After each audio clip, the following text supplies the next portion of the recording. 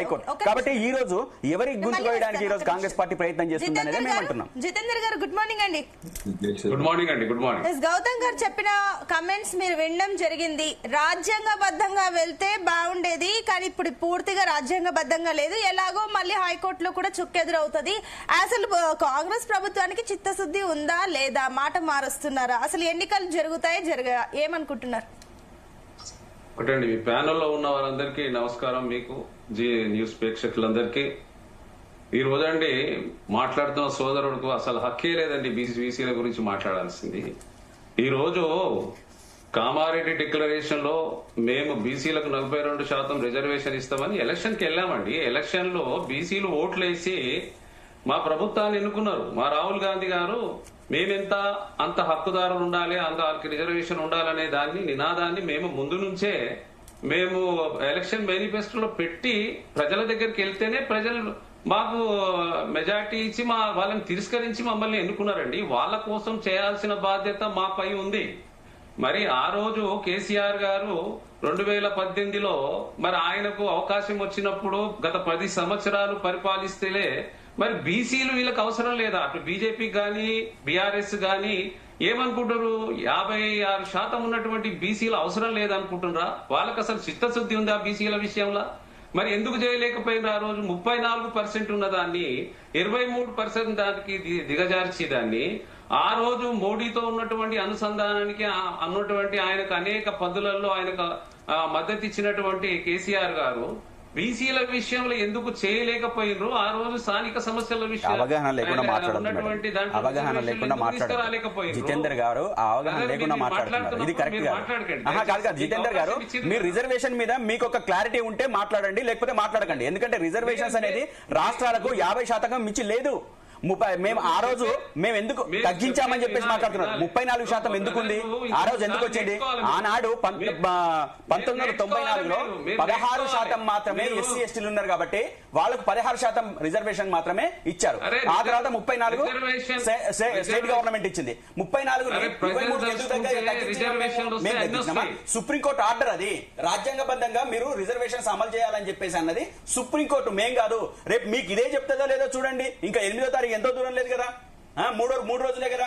మీకు 50% అంటదా, లేకపోతే ఖచ్చితంగా 42% మీరు అట్లా కాదు. మీరు పాయింట్ మీద మాట్లాడండి, నేనేమన్నాను. మీరు పాయింట్ దాటి మాట్లాడితే దాంతో ఉపయోగం లేదు. మీరు బీసీల విషయంలో చిత్తశుద్ధి లేదు అని చెప్పేసి అంటున్నారండి. ఒకే ఒక విషయం, బీసీల మీద మాకు చిత్తశుద్ధి ఉంది కాబట్టి మేము బతుకమ్మ చీరలు ఇస్తే మీరు దాన్ని ఎగతాళి చేసిండ్రు. అదే ఎగతాళి చేసిన మీరు ఈ రోజు బతుకమ్మ చీరలు ఎందుకు ఇవ్వలేదు?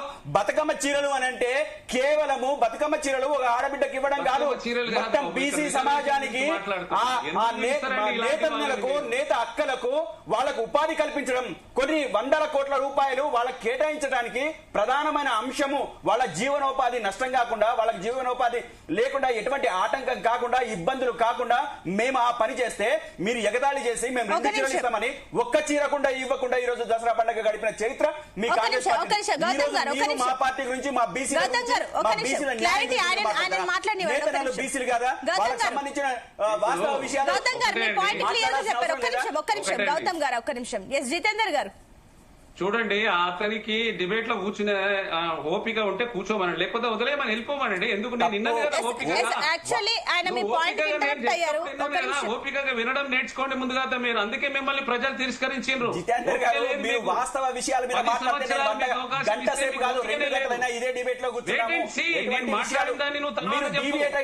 నేను అడ్డు తగులుతా. నేను నిజం చెప్తున్నా.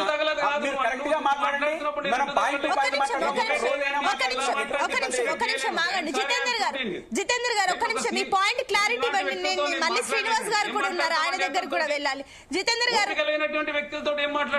గారు మీ పాయింట్ చెప్పండి ఫస్ట్. అదేనండి, మేము అదే పాయింట్ చెప్తున్నాము. ఈ రోజు మాకొక బీసీల విషయంలో చిత్తశుద్ధి ఉంది. వారు గడిచిన 10 సంవత్సరాలలో బీసీల విషయంలో ఒక్కటి చేయలేకపోయిన వాళ్ళు.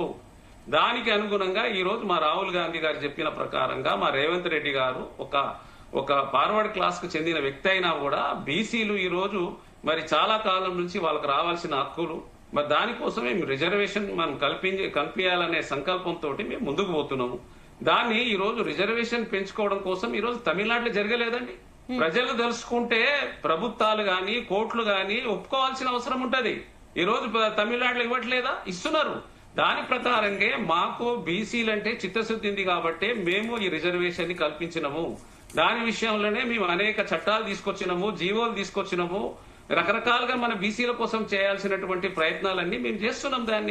దానికి వీరికి ఈ రోజు చెయ్యలేక మరి కాడ పడేసినట్టుగా మరి ఈయన 10 సంవత్సరాలకు అవకాశం ఇస్తే ఒక్కసారి కూడా చేసిన పాపాల పోలేదు. ఈ రోజు చేస్తున్నాం కదా, దాన్ని ఇప్పుడు ఈ రోజు రేస్ పెట్టినాము. దాంట్లో బీసీలు అనేటి అన్యాయం జరిగింది. ఆ అన్యాయాన్ని ఎలా దాన్ని సరిదిద్దాలనే విషయాన్ని అంటే మీరు చెప్తున్న పాయింట్ జితేందర్ గారు, మీరు చెప్తున్న పాయింట్ ఓకే మేము యాక్సెప్ట్ చేస్తాం. కానీ ఆయన కూడా ఇందాక అన్నారు కదా